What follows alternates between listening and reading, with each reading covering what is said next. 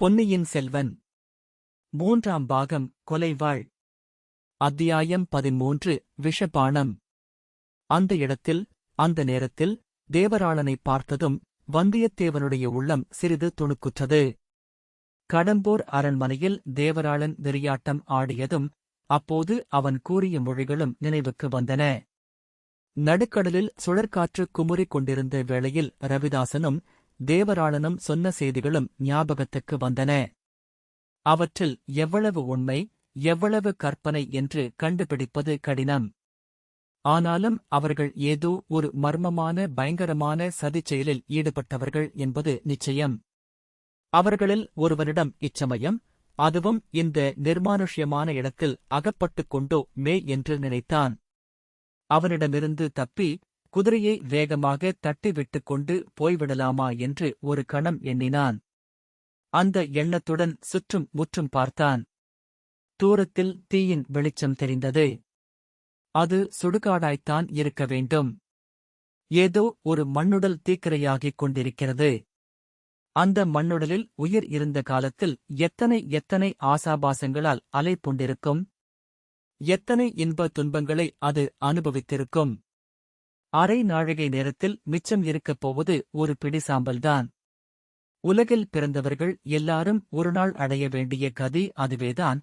மன்னாதி மன்னர்களும் சரி, ஏழை பிச்சைக்காரனும் சரி, ஒரு நாள் அக்கினிக்கு இரையாகி பிடி சாம்பலாகப் போக வேண்டியவர்களே. திகில் வந்தது போலவே திடீரென்று விட்டு போய்விட்டது. இந்த வேஷ வஞ்சகக்காரனுக்கு பயந்து எதற்கு ஓட வேண்டும்? ஏதோ இவன் சொல்லுவதற்குத்தான் வந்திருக்கிறான். அதைக் கேட்டு வைக்கலாமே.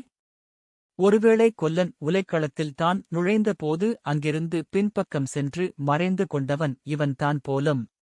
அந்த அதிசயமான வாள் கூட இவனுடையதாக இருக்கலாம். அதன் கைப்பிடியில் அருகில் மீனின் சித்திரம் இருந்ததல்லவா? இவனுடன் கொஞ்சம் பேச்சு கொடுத்தால் புதிய செய்தி ஏதேனும் தெரிய வரக்கூடும். ஆகையால் குதிரையை மெதுவாகவே செலுத்தினான் வல்லவரையன். முதலில் புதிதாக லாடம் அடிக்கப் பெற்று அந்தக் குதிரையும் நடப்பதற்கு கொஞ்சம் கஷ்டப்பட்டதாக தோன்றியது. அதை விரட்டியடிக்க மனம் வரவில்லை. இங்கே எப்படி அப்பா திடுதிப்பென்று வந்து முளைத்தாய் என்று கேட்டான் வல்லவரையன்.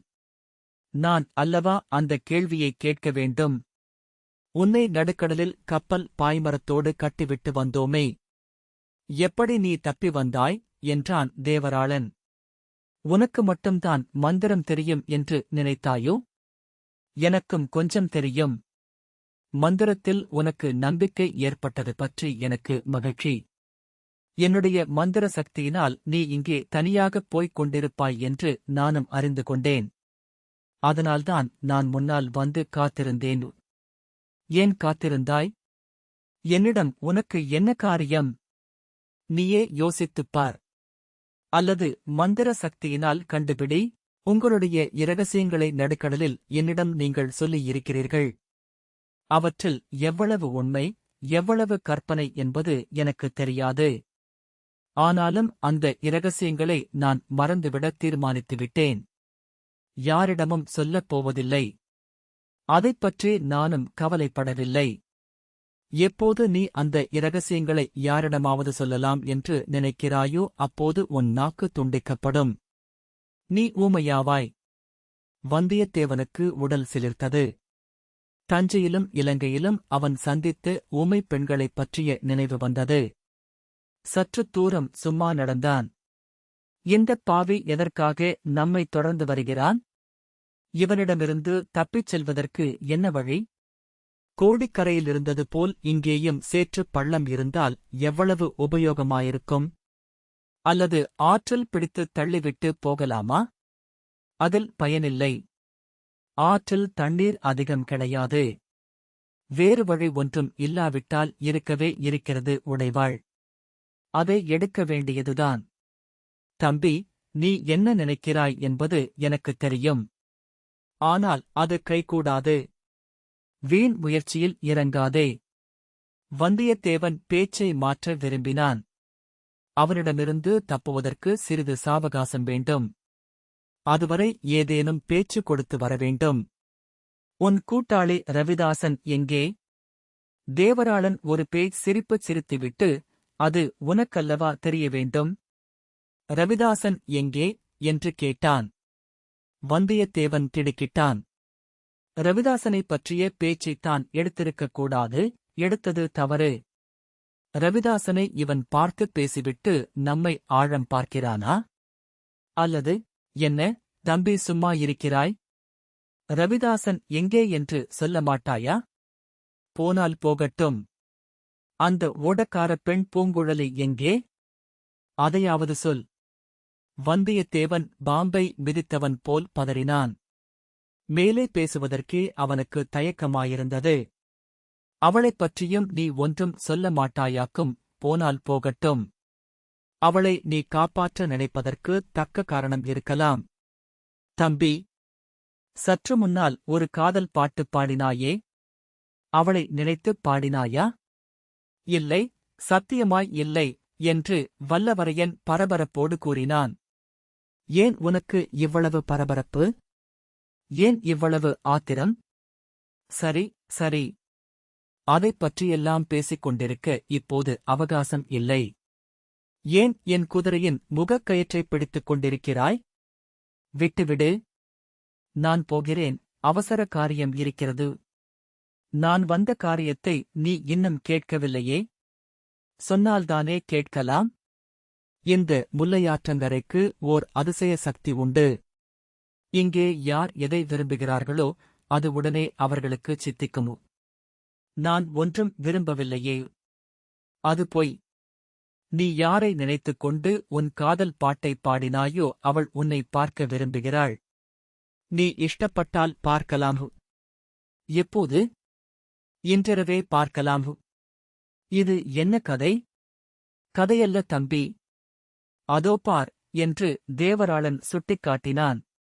அவர்கள் சென்ற வழியில் சற்றுத் தூரத்தில் ஏதோ ஒரு பொருள் மங்கலாகத் தெரிந்தது. வந்தியத்தேவன் உற்றுப் பார்த்தான். அது ஒரு பல்லக்கு, மூடு பல்லக்கு என்று அறிந்தான். ஆகா! அந்தப் பல்லக்கு எங்கே பார்த்திருக்கிறோம்? ஏன், பழுவூர் இளையராணியின் பல்லக்கு அல்லவா அது? ஒருவேளை அதற்குள்ளே நந்தினி இருக்கிறாளா என்ன? அதைத் தெரிந்து கொள்ளும் ஆவலை அவனால் கட்டுப்படுத்திக் கொள்ள முடியவில்லை. குதிரையை அந்தப் பல்லக்கின் அருகில் கொண்டு போய் நிறுத்தினான். பனைச்சித்திரம் போட்ட பல்லக்கில் மூடுதிரை தெரிந்தது. திரை அசைவது போலவும் இருந்தது. உடனே வந்தியத்தேவன் குதிரை மீதிருந்து கீழே குதித்தான். அதே கணத்தில் தேவராளன் தொண்டையிலிருந்து ஒரு விசித்திரமான சப்தம் வெளிவந்தது. அக்கம் பக்கத்திலிருந்து புதர்களின் மறைவிலிருந்து 7-8 பேர் திடும் திடும் என்று எழுந்து பாய்ந்து வந்தார்கள். வந்தியத்தேவன் மீது விழுந்தார்கள்.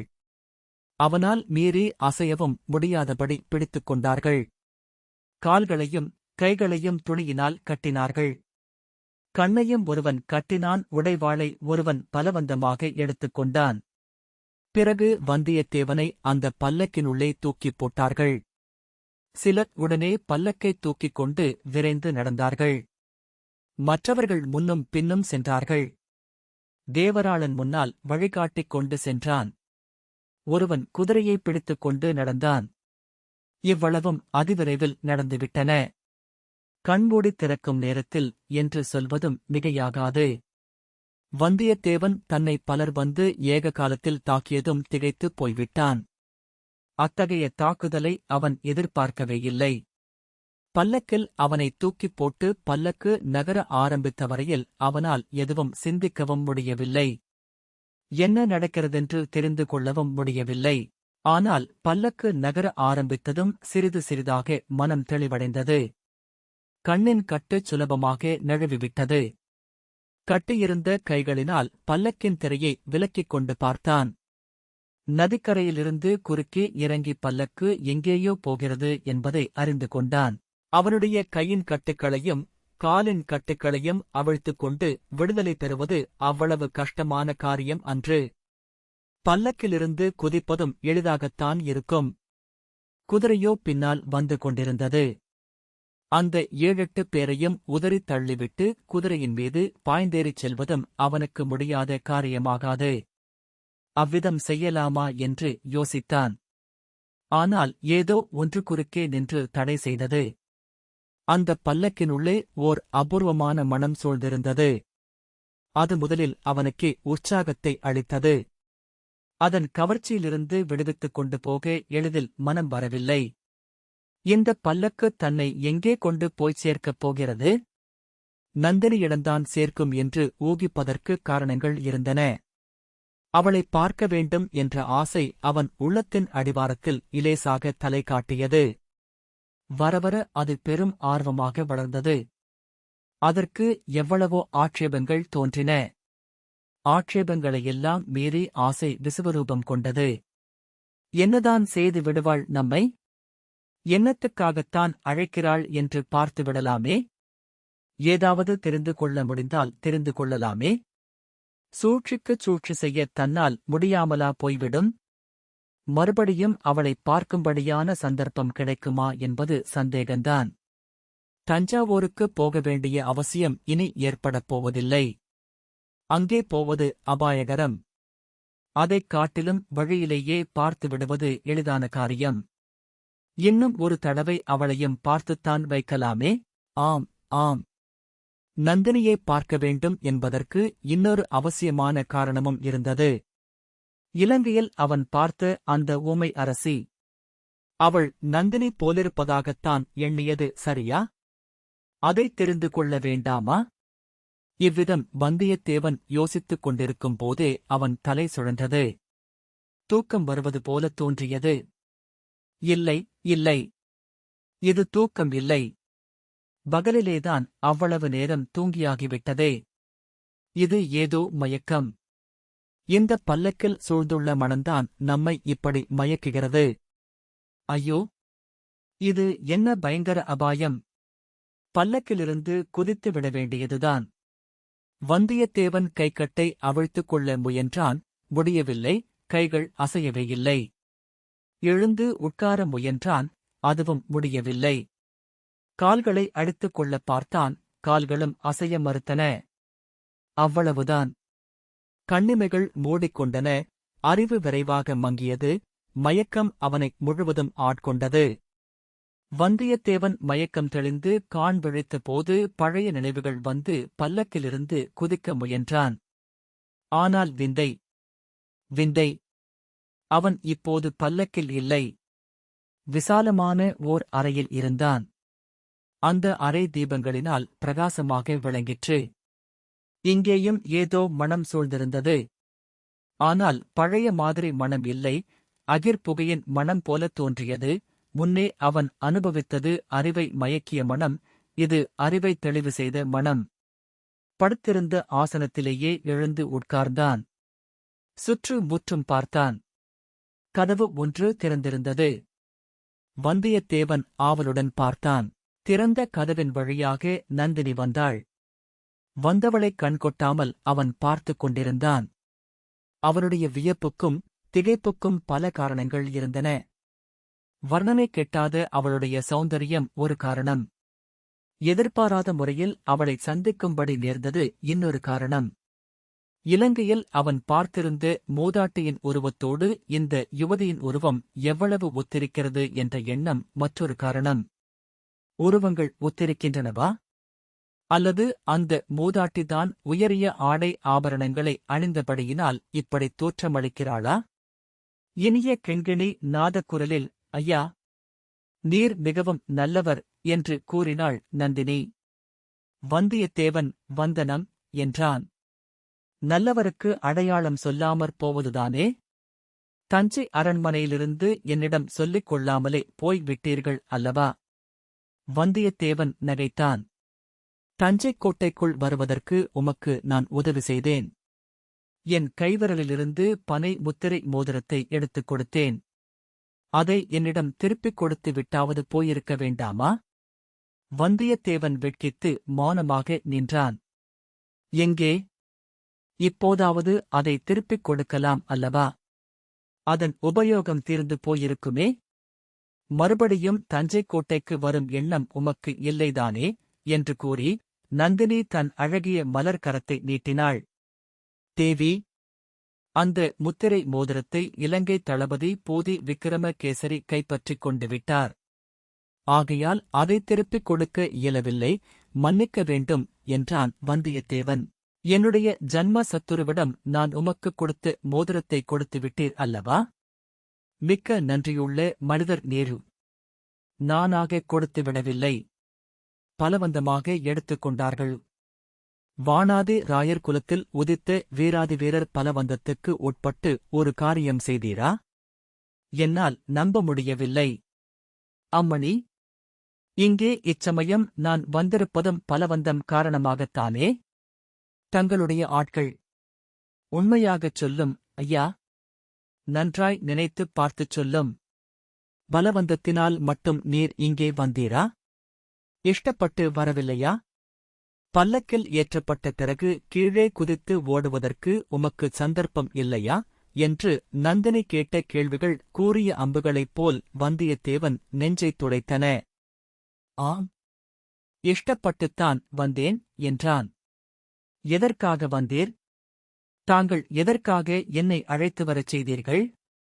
என் முத்திரை மோதிரத்தை திருப்பிக் கேட்பதற்காக. அது மட்டும்தானா?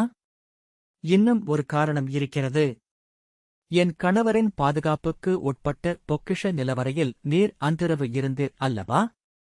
வந்தியத்தேவன் திடுக்கிட்டான். எனக்குத் தெரியாது என்றா எண்ணினீர்? அழகுதான். எனக்குத் தெரிந்திராவிட்டால் அன்றிரவு நீர் தப்பிச் சென்றிருக்க முடியுமா? தேவி, ஆம், எனக்குத் தெரியும். பெரிய பழுவேட்டரையருக்கும் தெரியும். உம்மை அங்கேயே கொன்று போட்டுவிடும்படி பழுவேட்டரையர் சுரங்க வழிக்காவலனுக்கு கட்டளையிட்டார். அவர் அப்பால் சென்றதும் நான் அந்தக் கட்டளையை மாற்றிவிட்டேன். அதனால் நீர் பிழைத்தீர். உம்முடைய அழகான நண்பன் ஆபத்துக்கு உள்ளானான்.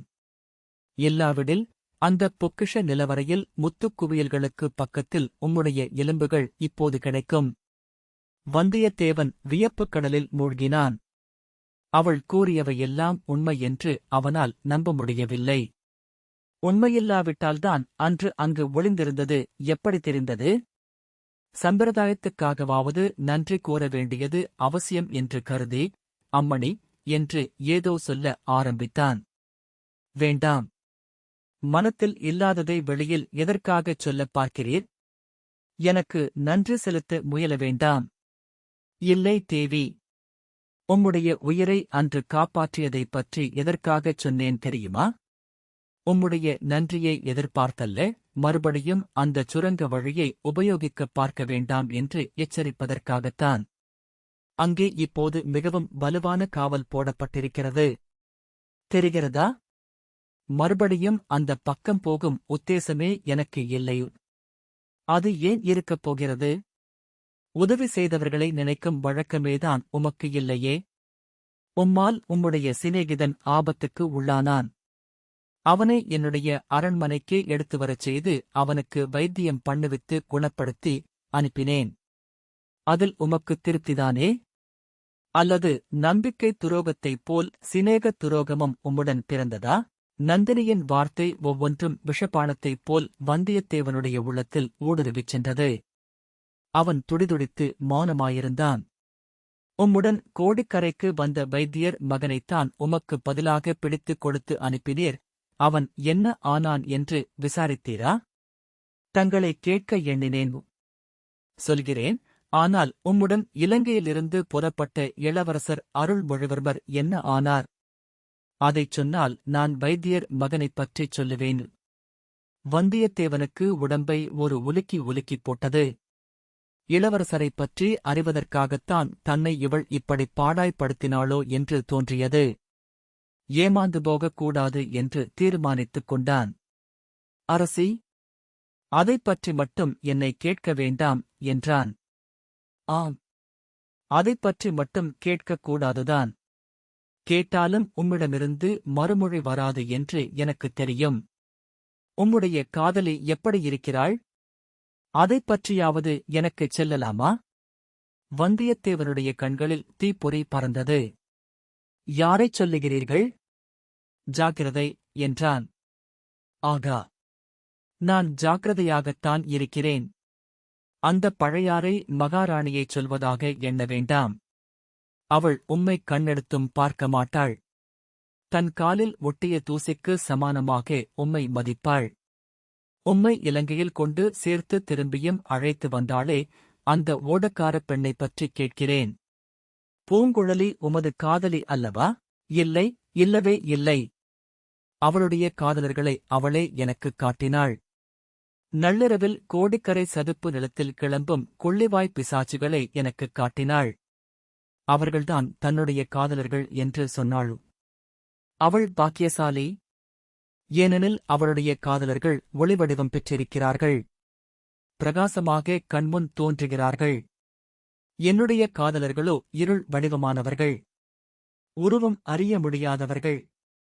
இருள் அடைந்த பாழும் மண்டபத்தில் நீர் எப்போதாவது நள்ளிரவு நேரத்தில் படுத்திருந்ததுண்டா? வௌவால்களும் ஆந்தைகளும் இறகுகளை சடபடவென்று அடித்துக்கொண்டு அந்த இருண்ட மண்டபங்களில் உருத்தெரியாத வடிவங்களாக பறந்து திரிவதைப் பார்த்ததுண்டா? அம்மாதிரி வடிவங்கள் என் உள்ளமாகிய மண்டபத்தில் ஓயாமல் பறந்து அலைகின்றன. இறகுகளை அடித்துக் கொள்கின்றன. என் நெஞ்சைத் தாக்குகின்றன. என் கன்னத்தை இறகுகளால் தேய்த்துக் கொண்டு செல்கின்றன. அந்த இருள் வடிவங்கள் எங்கிருந்து வருகின்றன? எங்கே போகின்றன? ஏன் என்னை சுற்றிச் சுற்றி வட்டமிடுகின்றன? ஐயோ, உமக்குத் தெரியுமா? இவ்விதம் கூறிவிட்டு நந்தினி வெறிகொண்ட கண்களால் அங்குமிங்கும் பார்த்தாள். வந்தியத்தேவனுடைய வைர நெஞ்சமும் கலங்கிப் போயிற்று. ஒரு பக்கம் இரக்கமும் இன்னொரு பக்கம் இன்னதென்று தெரியாத பயமும் அவன் மனத்தில் குடிகொண்டன. தேவி, வேண்டாம், கொஞ்சம் சாந்தி அடையுங்கள் என்றான். என்னைச் சாந்தி அடையும்படி சொல்வதற்கு நீர் யார் என்று கேட்டாள் நந்தினி. நான் வாணர் குலத்தில் வந்த ஏழை வாலிபன். தாங்கள் யார் தேவி? நான் யார் என்றா கேட்கிறீர்? அதுதான் எனக்கும் தெரியவில்லை. அதைக் கண்டுபிடிக்கத்தான் முயன்று கொண்டிருக்கிறேன். நான் யார், மானிடப் பெண்ணா? அல்லது பேயா, பிசாசா என்று கேட்கிறீரா? இல்லை, இல்லை. தெய்வலோகத்திலிருந்து தவறி விழுந்த தேவப் பெண்ணாகவும் இருக்கலாம் அல்லவா? தெய்வ சாபத்தினால். ஆம், தெய்வ சாபம் என் பேரில் ஏதோ இருக்கிறது. அது என்னவென்று மட்டும் தெரியவில்லை. நான் யார், எதற்காகப் பிறந்தேன் என்பதை அறிவேன். இதுவரையில் ஒரே ஒரு சூசகத்தை மட்டும் தெய்வம் எனக்கு அளித்திருக்கிறது. இதோ பாரும் என்று கூறி நந்தினி அவள் அருகில் இருந்த வாளை எடுத்துக் காட்டினாள்.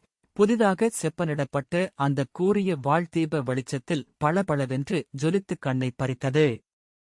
வந்தியத்தேவன் அந்த வாளை பார்த்தான். பார்த்த உடனே அது கொல்லன் பட்டறையில்தான் பார்த்த வாள் என்பதை தெரிந்து கொண்டான். இதுவரையில் நந்தினியின் வார்த்தைகளாகிற விஷபானங்களினால் அவன் துடிதுடித்துக் கொண்டிருந்தான். இப்போது இரும்பினால் செய்த வாளாயுதத்தைப் பார்த்ததும் அவனுடைய மனம் திடப்பட்டது. ஏனெனில் வாள், வேல் முதலிய ஆயுதங்கள் அவனுக்கு பழக்கப்பட்டவை. பிறந்தது முதல் அவனுடன் உறவு பூண்டவை, ஆகையால் பயமில்லை. நந்தினி அந்த வாளை தன் பேரில் பிரயோகிப்பதாயிருந்தாலும் பயம் கிடையாது. தேவி, பார்த்தேன். வாளை பார்த்தேன். வேலைப்பாடு அமைந்தவாள். அரச குலத்துக்கு உரியவாள். வீராதி வீரர்களின் கைக்கு உகந்தவாள். அது மெல்லியல் கொண்ட தங்கள் அழகிய கையில் எப்படி வந்தது? அதன் மூலம் தெய்வம் தங்களுக்கு அளித்திருக்கும் சூசகந்தான் என்ன என்று கேட்டான்.